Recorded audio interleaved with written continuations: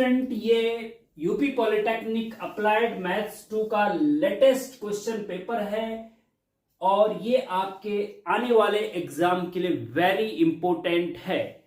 इसका question number 1 हमने complete solve करके अपलोड कर चुके हैं 3 पार्ट में। अब हम क्वेश्चन नंबर 2 करवाने वाले हैं। क्वेश्चन नंबर 2 में है any attempt any 5 question of the following. 5 question देने, 7 क्वेश्चन आपको हैं दे रखे हैं, उसमें क्वेश्चन नंबर 2 में उसमें से 5 आपको करना है और एक क्वेश्चन 2 मार्क्स का है तो 5 दूना 10 मार्क्स। क्वेश्चन नंबर 2 जो है आपका 10 मार्क्स का हो गया। क्वेश्चन नंबर 1 में 10 क्वेश्चन करने थे, 1 मार्क्स के थे, वो भी 10 मार्क्स का था। ठीक है जी।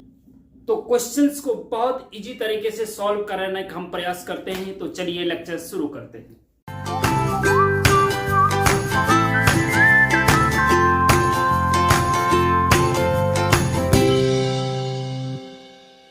क्वेश्चन नंबर 2 में पार्ट ए है integration 1/1 minus sine x dx. मतलब 1 इंटीग्रेशन का, देखिए इंटीग्रेशन के क्वेश्चन बहुत ज्यादा पूछे जा रहे हैं आपके इस क्वेश्चन पेपर में। सारे के सारे ये लगा लो कि 80% इंटीग्रेशन पूछा गया, 80% इंटीग्रेशन पूछा गया। तो इंटीग्रेशन अगर आपने अच्छे से कर लिया तो पास तो आप 100% हो जाएंगे। ठीक है जी। इसीलिए मैंने डिटेल लेक्चर का लिंक भी मैंने दे रखा है नीचे डिस्क्रिप्शन में। डिटेल लेक्चर भी आप इंटीग्रेशन, डेफिनेट इंटीग्रेशन के भी और इंटीग्रेशन के भी इनडेफिनिट इंटीग्रेशन के भी कर लीजिए तो लगभग सारा सिलेबस आपका कवर हो जाएगा। तो इसका इंटीग्रेशन करना 1/1 माइनस साइन एक्स।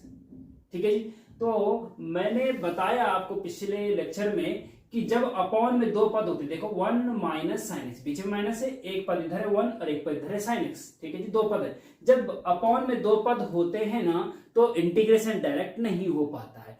तो इसका मतलब ये हुआ कि हमें जो अपॉन में 2 पद है उसको सिंगल पद में बदलना है। कैसे बदलना है? सिंगल पद में। अब सिंगल पद में कैसे बदले भाई? ऐसे कुछ बदलें जिससे 1 कैंसिल इस टाइप से करके। तो एक तो तरीका यह है कि आपको मैंने पिछले लेक्चर में बताया है कि cos 2x का फॉर्मूला होता है 1 माइनस 2 साइन स्क्वायर एक्स। ठीक है जी। 2 साइन स्क्वायर एक्स। एक तरीका यह होता है, इसके हेल्प से इसको cos बनाना पड़ेगा तब जाके चेंज होगा। तो वो थोड़ा सा लेंथी प्रोसेस लगा मुझे। इसका एक शॉर्टकट तरीका मैं आपको बताता हूँ। वो ट्रिक समझो, उसको क्या है ट्रिक है, वो आपको याद रखनी पड़ेगी क्योंकि मुझे भी वो याद है, क्योंकि याद मीन्स की प्रैक्टिस करी है मैंने बहुत ज्यादा, तो इसलिए मुझे एकदम से वो क्लिक कर रहा है कि इसको कैसे सॉल्व किया जाए, है ना। तो आप बोलेंगे कि मेरे को तो ट्रिक पता नहीं है तो मैं कैसे करूंगा, तो आपको भी प्रैक्टिस करनी पड़ेगी। और इस क्वेश्चन को आप जब करेंगे तो आपकी क्वेश्चन के लास्ट में क्लैरिटी आ जाएगी कि ये ट्रिक क्यों लगी और मुझे इसके लिए क्या करना है। ठीक है। अच्छा देखो, ऐसा है कि हम क्या कर देंगे कि integration 1/1 minus sine x, 1 minus sine x तो है ही आपका अपनी जगह पे है। इसके ऊपर अंश तथा हर में, अंश इसमें भी और इसमें, ऊपर और नीचे इसके कॉन्जुगेट से 1 माइनस साइन एक्स का कॉन्जुगेट मतलब संयुग्मी क्या होता है 1 प्लस साइन एक्स। तो 1 प्लस साइन एक्स से नीचे भी और 1 प्लस साइन एक्स से ऊपर भी मल्टीप्लाई कर दीजिए। ये तो पहले से है, यहाँ पे dx लगा दो, कोई दिक्कत नहीं। ठीक है जी। 1 प्लस साइन एक्स से नीचे भी मल्टीप्लाई कर दिया, ऊपर भी मल्टीप्लाई, क्योंकि इससे ये कट जाएगा तो सेम फिर से वही फंक्शन आएगा कि नहीं आएगा, है ना। इसको मल्टीप्लाई करने से कोई फर्क पड़ रहा है क्योंकि नीचे किया तो ऊपर भी करना पड़ता है ना बैलेंस बनाने के लिए।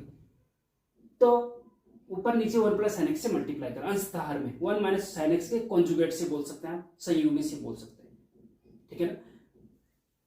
अब इसमें अच्छा एक स्टूडेंट का कमेंट आया कि सर ज्यादातर स्टूडेंट हिंदी मीडियम वाले हैं तो आप हिंदी में बताइए। तो स्टूडेंट मैं हिंदी में ही बताता हूँ सारा, इंग्लिश में देखो ये लिखा हुआ attempt any 5 question of the following, तो ये कोई मतलब नहीं निम्न में से 5 क्वेश्चन करना है ना। तो ये तो कोई दिक्कत वाली बात नहीं। और सारा मैथ्स में ऐसा कोई हिंदी इंग्लिश होता नहीं है ज्यादा, और हिंदी में भी मैं बताता हूँ। इंग्लिश का जो टर्म कोई होता तो उसको हिंदी में भी जरूर बताता हूँ। ठीक है ना। तो घबराने वाली बात नहीं है, मैं हिंदी मीडियम वालों को ही आपको सपोर्ट करता हूं, ऐसा नहीं है। अब 1 और 1 प्लस साइन एक्स का मल्टीप्लाई करेंगे तो 1 प्लस साइन एक्स हो जाएगा। ठीक है जी, ध्यान देना है। 1 minus sine x into 1 plus sine x क्या हो जाएगा? देखो a माइनस बी और a प्लस बी का मल्टीप्लाई करेंगे तो क्या होगा? A square minus B square का फॉर्मूला पता है ना आपको, a माइनस बी प्लस, तो a minus B plus B को कंबाइन करेंगे तो a square minus B square, यहाँ पे A B A bar minus A bar plus, तो 1 का स्क्वायर माइनस साइन का स्क्वायर हो जाएगा नहीं हो जाएगा, साइन स्क्वायर एक्स, और ये dx लग गया। ध्यान देंगे हाँ, okay. Integration 1 plus sine x upon 1 का स्क्वायर 1 होता है, 1 माइनस साइन स्क्वायर एक्स बराबर क्या होता है। अब देखिए आपको पता होना चाहिए कि sign square x plus cos square x बराबर 1 होता है, ये आपको पता होना चाहिए।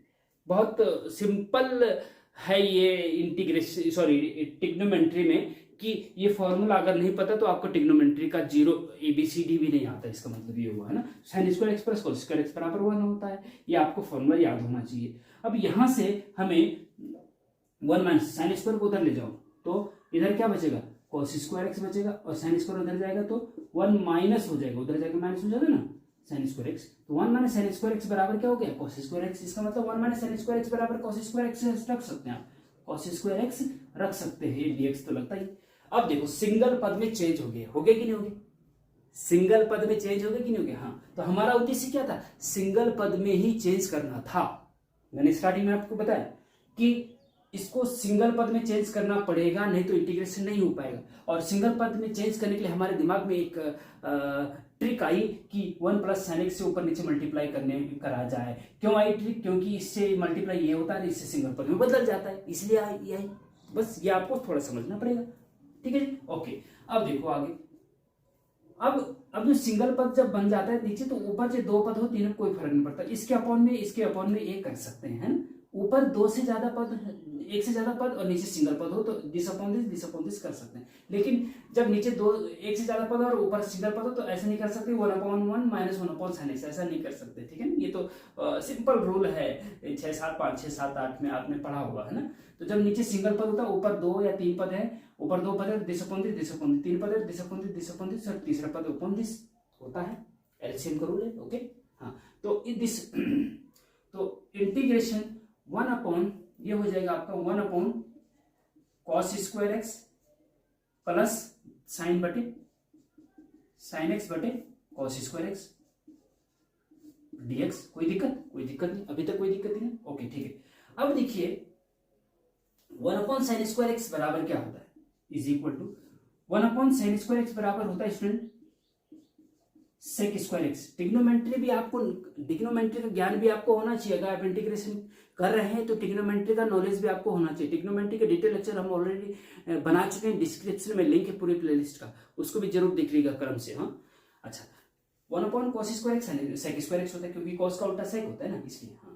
प्लस अब यहाँ पे देखेंगे आप, यहाँ पे देखेंगे, इसको जरा मैं अलग से कर देता हूँ क्योंकि फिर 2 स्टेप नहीं करने पड़ेंगे। साइन एक्स बटे कॉस स्क्वायर एक्स है ना, इसको आप लिख सकते हैं साइन एक्स बटे cos x into 1 upon cos x. देखो साइन एक्स बटे कॉस स्क्वायर एक्स था तो कॉस एक्स अलग अलग कर दिया, एक साइन बटे कॉस और एक बटे कॉस। ये क्यों किया, साइन बटे कॉस 10 होता है, ये आपको पता होना चाहिए कि साइन बटे कॉस 10x होता है, साइन एक्स बटे कॉस एक्स को 10x होता है, into 1 upon cos sec x होता है, 1 upon cos x sec x होता है। तो 10x सेक एक्स आ गया, या सेक एक्स, इसको आप सेक एक्स 10x पढ़ेंगे तो ज्यादा बेटर रहेगा, सेक एक्स इंटू 10x एक ही बात है, लेकिन सेक एक्स पहले लिखेंगे क्योंकि हम जो पढ़ते आ रहे हैं पीछे से सेक एक्स 10x पढ़ते आ रहे हैं, तो कोई दिक्कत नहीं, आप सेक एक्स पहले लिख सकते हैं। तो इसका मतलब ये हुआ, इसकी जगह पे आप लिख सकते हैं सेक एक्स इंटू 10x, ठीक है। समझने की कोशिश करना, बहुत इंपॉर्टेंट है, हाँ। अच्छा चलो आगे बढ़ते हैं, इज इक्वल टू, अब आप इसका इंटीग्रेशन अलग और इसका इंटीग्रेशन अलग अलग कर दीजिए। अब हमने देखो इसका हमने डायरेक्ट इंटीग्रेशन क्यों नहीं किया, 1 अपॉन कॉस स्क्वायर एक्स का इंटीग्रेशन डायरेक्ट होता नहीं, साइन एक्स बटे कॉस स्क्वायर एक्स का इंटीग्रेशन डायरेक्ट होता नहीं है। अब सेक स्क्वायर एक्स का इंटीग्रेशन डायरेक्ट होता है। स्क्वायर में जो ट्रिग्नोमेट्रिक रेशियो है ना 6, उसमें स्क्वायर में केवल सेक स्क्वायर का और कॉसेक स्क्वायर का इंटीग्रेशन होता है डायरेक्ट। साइन स्क्वायर एक्स का भी नहीं होता, कॉस स्क्वायर एक्स का भी नहीं होता, टेन स्क्वायर एक्स का भी नहीं होता, कॉट स्क्वायर एक्स का भी नहीं होता। तो सेक स्क्वायर का इंटीग्रेशन होता है और सेक एक्स 10x का इंटीग्रेशन भी होता है डायरेक्ट। तो इसीलिए ये बहुत इजी हो गया, डायरेक्ट इंटीग्रेशन हमारे पास है। तो integration sec square x dx अलग अलग इंटीग्रेशन लगा सकते हैं। इंटीग्रेशन की प्रॉपर्टी दो पद है ना, इसका इंटीग्रेशन अलग, इसका इंटीग्रेशन अलग, प्लस फिर बीच में है फिर integration sec x into 10x और ये आपका dx, ठीक है जी, ये हो गया। सेक स्क्वायर एक्स का इंटीग्रेशन होता है साहब tan x, ये आपको पता होना चाहिए, याद होना चाहिए कि सेक स्क्वायर एक्स का इंटीग्रेशन tan x होता है, क्योंकि tan x का डिफरेंशिएशन सेक स्क्वायर एक्स होता है, tan x का डिफरेंशिएशन सेक स्क्वायर एक्स होता है, इसलिए सेक स्क्वायर एक्स का इंटीग्रेशन tan x होता है। ऐसे याद रख लीजिए, याद रखना पड़ेगा भाई। हाँ, plus sec x tan x का इंटीग्रेशन जो होता है ना वो होता है सेक एक्स, क्योंकि सेक एक्स का differentiation sec x tan x होता है, इसलिए सेक एक्स tan x का इंटीग्रेशन सेक एक्स होता है, ये आपको याद रखना पड़ेगा। और प्लस सी इंडेफिनिट इंटीग्रेशन में तो लगता ही है, और ये आपका आंसर हो जाता है, ये आपका आंसर हो जाता है। ठीक है, तो इस प्रकार से आप समझने की कोशिश करेंगे। आप चाहो तो इसका स्क्रीनशॉट भी ले सकते हैं, जिससे कि आगे आपको रिवीजन करने में फिर से वीडियो लेक्चर ना देखना पड़े। तो क्वेश्चन नंबर 2 का पार्ट बी है स्टूडेंट कि इंटीग्रेशन e की पावर x ब्रैकेट में sin x plus cos x, इसका इंटीग्रेशन करना है। ये फंक्शन है आपका e की पावर x ब्रैकेट में sin x plus cos x। अब दो e की पावर x है और sin x plus cos x है, तो एक पद अगर इसको माने इसको फर्स्ट फंक्शन, तो फर्स्ट फंक्शन सेकंड फंक्शन से भी कर सकते हैं, लेकिन वो ज़्यादा सही नहीं है। इसका एक बहुत इजी तरीका है जो मैं इसमें आपको आगे बताने वाला हूँ, जरा ध्यान से देखिएगा। क्या तरीका है देखिएगा, is equal to integration e की पावर x का अंदर मल्टीप्लाई कर दो, अंदर मल्टीप्लाई कर दो पहले तो e की power x into sine x, ठीक है जी, प्लस e की power x into cos x. ठीक है, कोई दिक्कत नहीं, अंदर मल्टीप्लाई कर दिया हमने। ठीक है, समझ रहे बात आपको। हाँ, अब इज इक्वल टू दो पद हो गए, एक पद ये है एक पद है, इसका इंटीग्रेशन अलग इसका इंटीग्रेशन अलग अलग लगा सकते हैं। ठीक है, कोई दिक्कत, यहां तक कोई दिक्कत नहीं है। e की power x into sine x और फिर dx लगा दो, प्लस फिर इसका इंटीग्रेशन अलग e की power x into cos x और ये आपका dx। ठीक है जी, कोई दिक्कत, यहां तक कोई दिक्कत नहीं है ना। ठीक है, अब इसका इंटीग्रेशन और इसका इंटीग्रेशन। अब यहां पे क्या है स्टूडेंट, ये चीज ध्यान रखना है, यहां पे करना तो हमें यह है कि भाई इसका इंटीग्रेशन इसका इंटीग्रेशन, लेकिन यहां पे ध्यान रखने वाली बात यह है कि हम केवल इसका इंटीग्रेशन करेंगे, इसका रहने देंगे। क्यों? क्योंकि इसका इंटीग्रेशन करने पर हमें इस ये वाला पद पूरा वहां मिल जाता है और माइनस का चिन्ह होता है, तो इसलिए वो पूरा कट जाता है। समझ रहे बात? हाँ, अब देखना, आपको पता आगे चलेगा। इसका इंटीग्रेशन करते हैं पहले, ठीक है, इज इक्वल टू इसका इंटीग्रेशन। अब यहां पे दो पद है, e की power x into sine x. जब दो पद मल्टीप्लाई में होते हैं तो इंटीग्रेशन बाय पार्ट या खंडशः समाकलन का प्रयोग किया जाता है।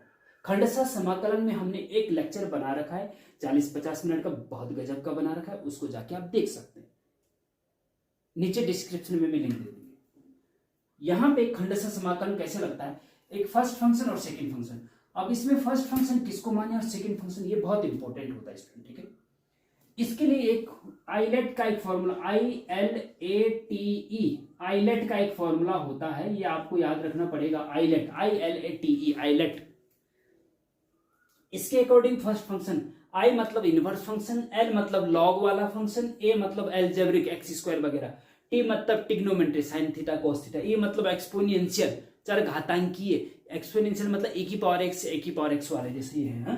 तो सबसे लास्ट में एक्सपोनेंशियल आएगा, तो इसका मतलब अगर मान लीजिए एक लॉग वाला फंक्शन है और एक टिग्नोमेट्री वाला फंक्शन है, तो फर्स्ट फंक्शन आप लॉग वाले को मानेंगे, सेकंड टी मानेंगे, क्योंकि लॉग पहले है, जो पहले होगा उसको फर्स्ट फंक्शन मानेंगे और जो बाद में होगा उसको सेकंड फंक्शन मानेंगे। ठीक है जी, अब यहाँ पे आप देखेंगे e तो है एक्सपोनेंशियल लास्ट में है और साइन है टिग्नोमेट्री, टिग्नोमेट्री पहले है और e बाद में है, तो इसका मतलब टिग्नोमेट्री वाला फंक्शन फर्स्ट फंक्शन और e की पावर x वाला सेकंड फंक्शन मानेंगे। ध्यान रखना इस चीज को, आइलेट के अकॉर्डिंग। हाँ, डिटेल लेक्चर देख लीजिएगा आप, लेकिन यहाँ पे समझिए आप। हाँ, अब फर्स्ट फंक्शन, अब जब first function into second function का इंटीग्रेशन बाय पार्ट से करते हैं तो आपको ये फॉर्मूला भी याद होना चाहिए।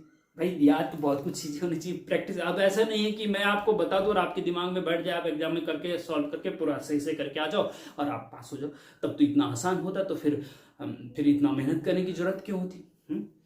तो ये सब चीजें आपको करनी पड़ती है। आइलेट भी आपको पता होना चाहिए कि आइलेट क्या चीज होता है, और फर्स्ट फंक्शन सेकंड फंक्शन में बाई पार्ट कैसे लगता है ये भी पता होना चाहिए, है ना। तो यही हम बता रहे हैं, आप समझने की कोशिश करिए बस।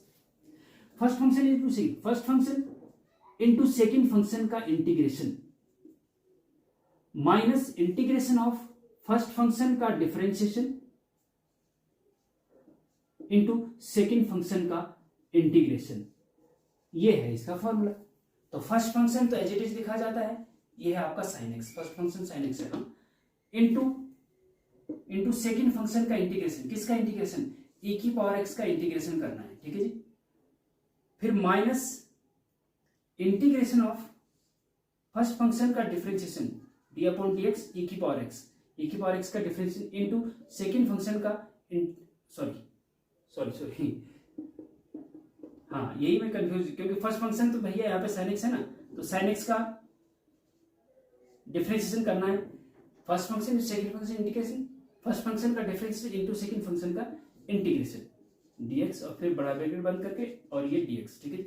अब जिसको बिल्कुल भी पता नहीं है स्टूडेंट, ये पहली बार जो देख रहे हैं उसको ये समझ में नहीं आएगा, ये मैं समझ रहा हूँ बात।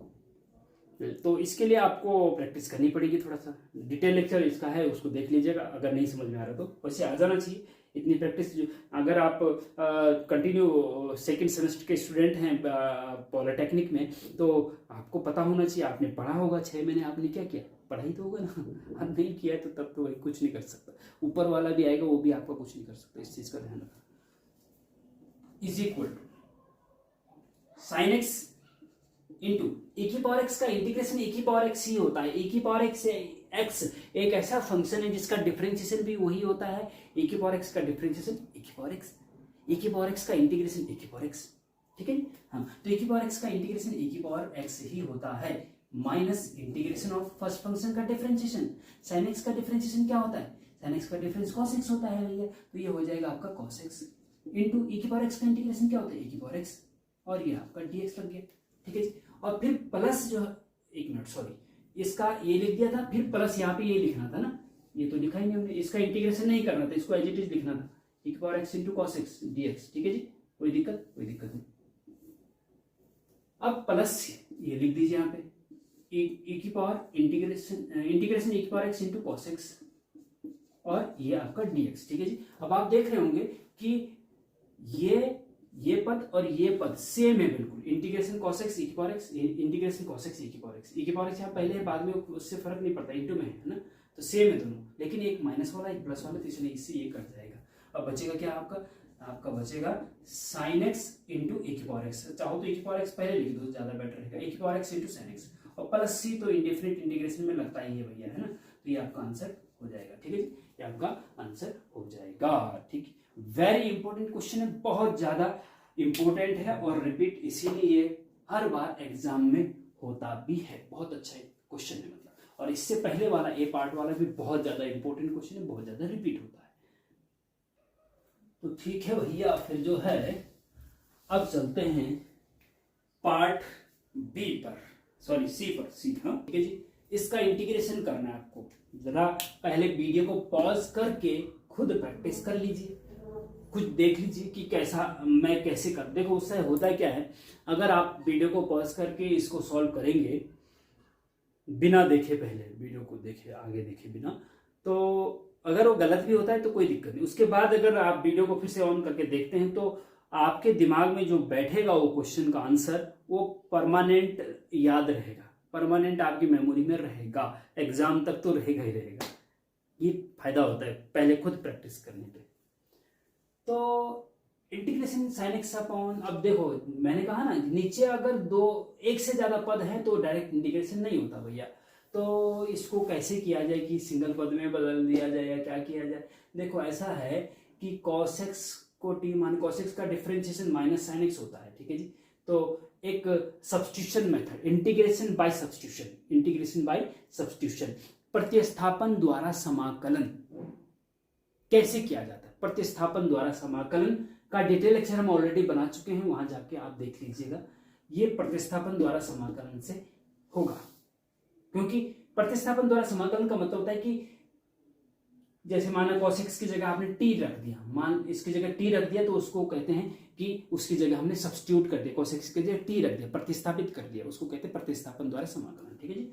तो हम यहाँ पे यही करने वाले हैं, क्योंकि इसका डिफरेंशिएशन ऊपर मिल रहा है तो इसलिए वो वाला काम करेगा, और चीज इसमें नहीं हो पाएगा, बड़ा मुश्किल हो जाएगा, है ना। तो इसको हम आई मान लेते हैं सबसे पहले। तो इसको क्या मान लो, आई मान लो, I is equal to integration this. ठीक है, इसको इक्वेशन नंबर 1 मान लो। अब let cos x is equal to T, cos x को t मान लिया, differentiation both side, cos x का डिफरेंशिएशन क्या होता है भैया, माइनस साइन एक्स होता है। ठीक है जी। cos x का इंटीग्रेशन क्या होता है बताओ, cos x का इंटीग्रेशन sin x होता है, और cos x का डिफरेंशिएशन माइनस sin x। ये थोड़ा याद रखना पड़ता है भैया आपको, है ना। हाँ, cos x का डिफरेंस माइनस sin x, और ये dx लग जाएगा इज इक्वल टू टी का आपका dt हो जाएगा। ठीक है जी। ठीक है, अब कहने का मतलब ये है कि इक्वेशन 1 में आप cos x की जगह तो t रखेंगे, और sin x dx की जगह पे क्या रखेंगे, ये देखो यहाँ पे माइनस sin x dx है, तो sin x dx बराबर क्या हो जाएगा, sin x dx बराबर माइनस dt हो जाएगा, माइनस उधर चले जाएगा। तो sin x dx की जगह dt और cos x की जगह, देयरफॉर 1 एम्प्लाइज समीकरण 1 में i बराबर हो जाएगा इंटीग्रेशन sin x dx की जगह माइनस dt, तो माइनस चिन्ह बाहर आ गया, और dt अपॉन या 1 अपॉन यहाँ पे dt लिख दो, 1 अपॉन t का स्क्वायर माइनस 5t प्लस 4, ये हो गया cos x की t रख दें।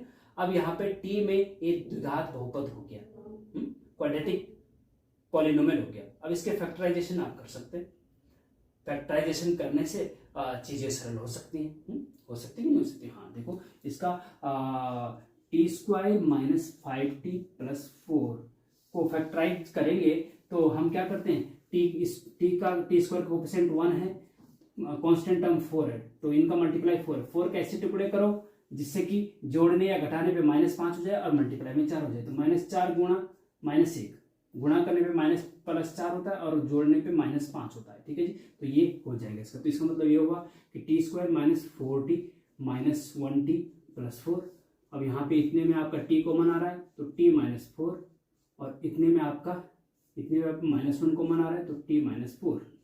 तो यहाँ से आपका इसमें सेम पद आ गए ना, तो t, ये देखो ये आपका 7-8 में पढ़ा होगा बचपन आपने, हाँ इसको इसलिए ज्यादा मैं जोर नहीं दे रहा हूँ। t माइनस 4 कॉमन आ जाएगा तो बचेगा क्या, यहाँ पे t बचेगा और यहाँ पे -1 बचेगा। तो कहने का मतलब ये इसके फैक्टर कर दिया हमने, तो t माइनस 4 t माइनस 1 हो गया, क्या हो गया, implies i is equal to minus integration 1 upon t minus 4 और ये आपका t माइनस 1 और ये हो गया आपका dt। ठीक है जी, ये हो गया। अब दो पद, फिर से दो पद मल्टीप्लाई में है भैया, सिंगल पद होता, मान लीजिए यहाँ पे केवल 1 अपॉन t माइनस 4 होता, तो इसका इंटीग्रेशन जब t का स्क्वायर नहीं है, क्यूब नहीं है, सिंपल t है, तो इसका इंटीग्रेशन log t माइनस 4 होता है जब ऐसा होता है। ठीक, लेकिन यहाँ दो पद है, इसको अलग अलग करना पड़ेगा, तो इसका मतलब यहाँ पे अब क्या आ गया, पार्शियल फ्रैक्शन। हाँ, पार्शियल फ्रैक्शन देखो 1 अपॉन, ये पार्शियल फ्रैक्शन क्या होता है ये भी हम डिटेल में पार्शियल फ्रैक्शन का एक प्लेलिस्ट बना चुके, डिटेल में पार्शियल फ्रैक्शन का पार्शियल फ्रैक्शन क्या होता है और किस किस प्रकार के क्वेश्चन आते हैं वो हमने बता रखा है। और इंटीग्रेशन में भी इंटीग्रेशन बाय पार्शियल फ्रैक्शन एक अलग से एक चैप्टर है, उसका भी डिटेल लेक्चर हम ऑलरेडी बना चुके हैं, तो वो जाके आप डिटेल में देख सकते हैं। ठीक है, तो t माइनस 4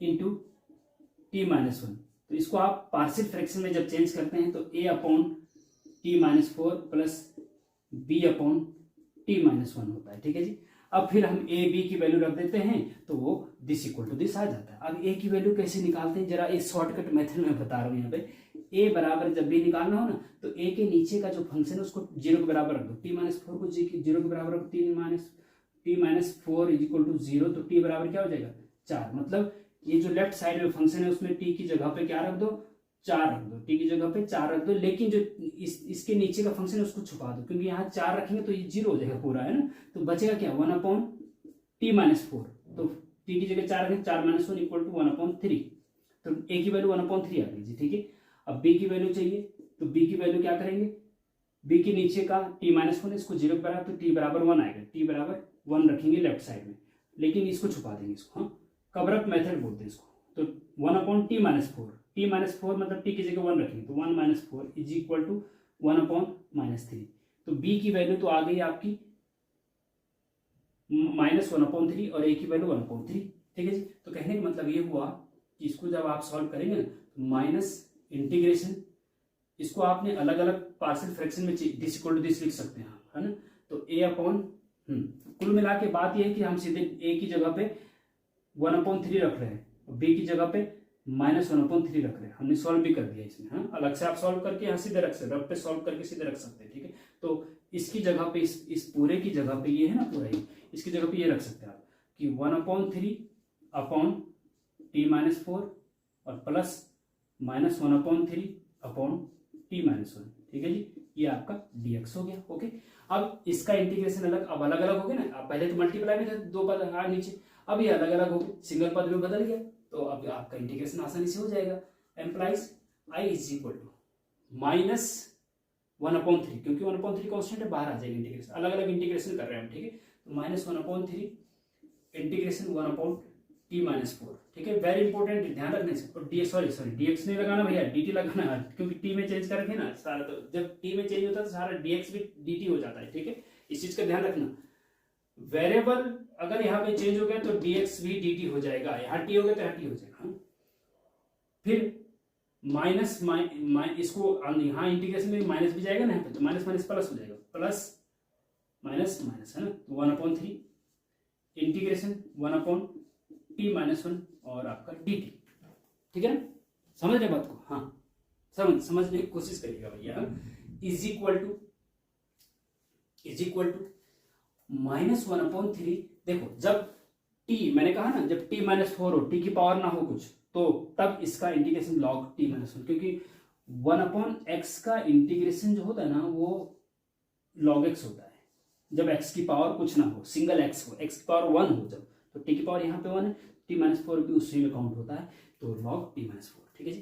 तो ये हो जाएगा आपका log -1/3 तो बाहर है, log t-4 प्लस ये भी 1/3 log t-1 और ये आपका प्लस c, तो लगता ही है भैया इंडेफिनिट इंटीग्रेशन में। अब वापस आप, क्योंकि t आपने मान रखा है, उसको वापस रखना पड़ता है, ठीक है। t किसको माना था आपने, cos x को, तो t की जगह वापस cos x रख दीजिए, बस कुछ नहीं करना और, ठीक है। और आपका आंसर आ गया -1/3 log cos x - 4 plus 1/3 log x की t की जगह cos x - 1 और प्लस c। आपका आंसर हो गया, आपका आंसर हो गया, ठीक है। इस प्रकार से स्टूडेंट ये क्वेश्चन किया जाएगा, आप स्क्रीनशॉट इसका ले सकते हैं। तो ये सब समझना पड़ता है, जरा ये है कि प्रैक्टिस चाहिए इसके लिए, है ना, प्रैक्टिस चाहिए। और आपके एग्जामिनर ने सारा का सारा इंटीग्रेशन ही चेप दिया क्वेश्चन पेपर में, तो इसका मतलब इंटीग्रेशन को आपको थोड़ा सा ज्यादा मेहनत करनी पड़ेगी, ठीक है। चलो कोई बात नहीं, आप हर टॉपिक तैयार रखिए अपना, कुछ भी चेप दे, एग्जामिनर है भैया, आप उसकी मर्जी, है ना, पेपर सेटर, ठीक है। तो स्टूडेंट इस प्रकार से क्वेश्चन नंबर 2 का सी भी हो गया है। अब इसमें आपका नेक्स्ट है find the value of e की पावर, हाँ चलो इसको भी हम बता देते हैं, ये छोटा सा ही क्वेश्चन है इसमें, ठीक है। तो डी भी कर देते हैं, एक और क्वेश्चन कर देते हैं डी वाला, उसके बाद फिर नेक्स्ट पार्ट में करेंगे, ठीक है ना। तो घबराइए मत, हम आपके साथ हैं भैया, हम अपना पूरा मेहनत कर रहे हैं आप लोगों के लिए कि आप जो है कमजोर से कमजोर बच्चा भी मैथ्स में पास हो जाए। इसका इंटीग्रेशन करना है, ठीक है जी। तो first function second function e की पावर x और e की पावर x cos e की power x, first function second function मानेंगे तो क्योंकि cos x के साथ e की पावर x है तो थोड़ा सा फर्स्ट फंक्शन सेकंड फंक्शन लगाना डायरेक्ट उचित नहीं रहेगा, इसको आप सब्स्टिट्यूशन मेथड से कर सकते हैं, क्योंकि e की पावर x को t मान लो तो ये भी t हो जाएगा ना, e की पावर x को इसको cos x का जो एंगल है उसको t मान लिया अगर, तो e की पावर x dx हो जाएगा और e की पावर x dx की जगह dt हो जाएगा, सिंगल पद बच जाएगा। अभी तो दो पद दिख रहे हैं आपको, और इसमें फर्स्ट फंक्शन सेकंड फंक्शन खंडशः समाकलन इंटीग्रेशन बाय पार्ट लगाएंगे तो काफी लेंथी हो जाएगा। आपको इसको इजी तरीके से करना है तो इंटीग्रेशन बाय सब्स्टिट्यूशन प्रतिस्थापन द्वारा समाकलन इससे करना ज्यादा बेटर रहेगा। ठीक है, तो कैसे करेंगे देखो इसको पूरे को हम आई मान लेते हैं। Let I is equal to this equation 1। ठीक है, अभी जैसे मैंने प्रतिस्थापन द्वारा समाकलन पिछले क्वेश्चन में बताया, इसमें हम क्या करेंगे, लेट e की पावर x जो कॉस का एंगल है ना इसको t मान लिया, e की power x equal to t। ठीक है जी, e की पावर x क्या मान लिया, t मान लिया। e की पावर x को t मान लिया तो डिफरेंशिएशन बोथ साइड e की पावर x का डिफरेंशिएशन e की पावर x होता है, पहले बताया मैंने, और dx भी लग जाएगा और t का dt हो जाएगा। ठीक है जी, तो कहने का मतलब ये है कि यहाँ पे e की पावर x dx की जगह dt रख सकते हैं और cos ये t आ जाएगा, cos t dt आ जाएगा, तो सिंगल पर में बदल गया ना। हाँ, तो सिंपल हो गया खंड। अब दो पार्ट नहीं बचे, दो पार्ट में दो पार्ट रहेंगे तो आपको टफ बनेगा क्वेश्चन। सिंगल में बदल जाए तो बहुत ही बढ़िया चीज है ना। तो सिंगल में बदल रहा है, सब्स्टिट्यूशन मेथड लगाने से सिंगल में बदल रहा है तो अच्छी बात है। लेकिन इसमें ध्यान रखना स्टूडेंट कि जो ये लिमिट वाला होता है ना, डेफिनेट इंटीग्रेशन लिमिट 0 से 1, इसमें जब आप सब्स्टिट्यूट करते हैं, सब्स्टिट्यूशन मेथड लगाते हैं, मतलब एक बार इसकी जगह कुछ रखते हैं, टी रखते हैं, तो ये जो फंक्शन है ये भी पूरा टी में बदलना चाहिए, ये तो बदलेगा ही, और dx भी dt में बदलेगा ही। तीसरी चीज, इसकी लिमिट भी बदलती है, इस चीज का ध्यान रखना बहुत इंपॉर्टेंट है, इसकी लिमिट भी बदलती है। जो अभी लिमिट है ना 0 to 1, ये x की लिमिट है, x इज इक्वल टू 0 और x इज इक्वल टू 1। ठीक है ना, x इज इक्वल टू 0 से लेकर x इक्वल टू 1 तक। अब जो लिमिट होगी वो t की होगी, t से यहां से t से यहां कहां तक। ठीक है, अब t की वैल्यू क्या होगी, अब ये भी देखना पड़ेगा।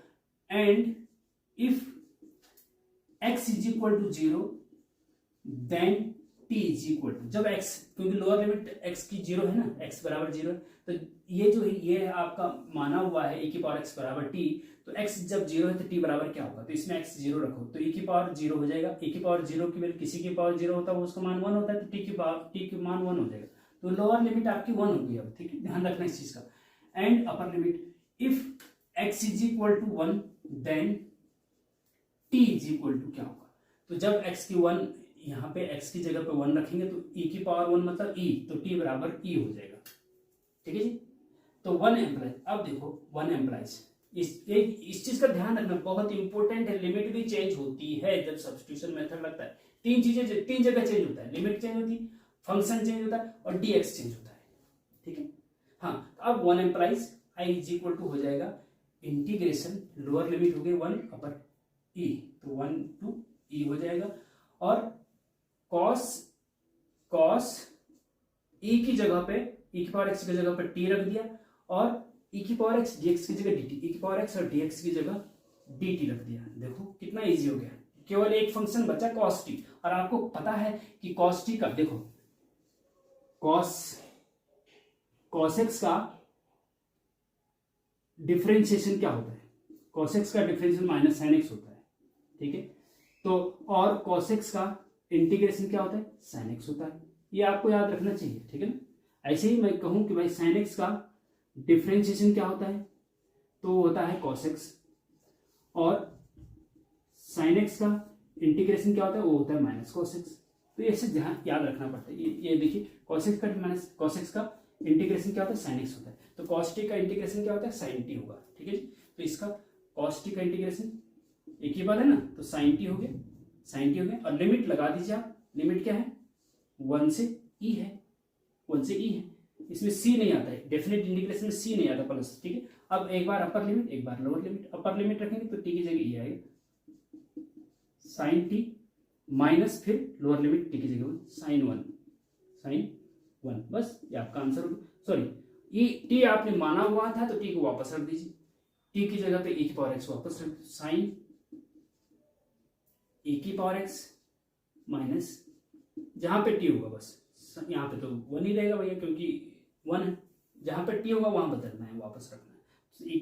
साइन e की पावर x माइनस sin 1 आपका आंसर आ गया। बहुत अच्छा क्वेश्चन है, बहुत इंपॉर्टेंट क्वेश्चन है, तो अच्छे से प्रैक्टिस कर लीजिएगा। ओके, तो स्टूडेंट इस प्रकार से क्वेश्चन नंबर 2 के जो 2 मार्क्स के हैं, ये 4 क्वेश्चन इसमें कर लिए हमने, 2-3 क्वेश्चन और हैं उनको भी कर लेंगे, फिर पार्ट 3 में जाएंगे। क्वेश्चन नंबर 3, ये 5 मार्क्स का एक क्वेश्चन, इसमें क्वेश्चन नंबर 3 के जो 2 क्वेश्चन करने हैं आपको, उसमें 5 नंबर का एक क्वेश्चन है और बहुत अच्छे क्वेश्चन दे रखे हैं, उसमें भी इजी भी हैं वो, बल्कि 5 नंबर के हिसाब से इजी हैं, तो वो भी हम अगले पार्ट में करवाएंगे। ठीक है, तो बेस्ट ऑफ लक आपके एग्जाम के लिए, तैयारी करिए, बहुत अच्छे से करिए, और रिलेटेड बुक्स है आपके पास, पिछले सालों के और क्वेश्चन पेपर है, उनकी भी प्रैक्टिस साथ साथ करते जाइए, तो 100% आपकी बैक क्लियर हो जाएगी, और फर्स्ट टाइम दे रहे हैं तो आपको बैक नहीं आएगी। ओके, तो मिलते हैं नेक्स्ट लेक्चर में। Thank you very much.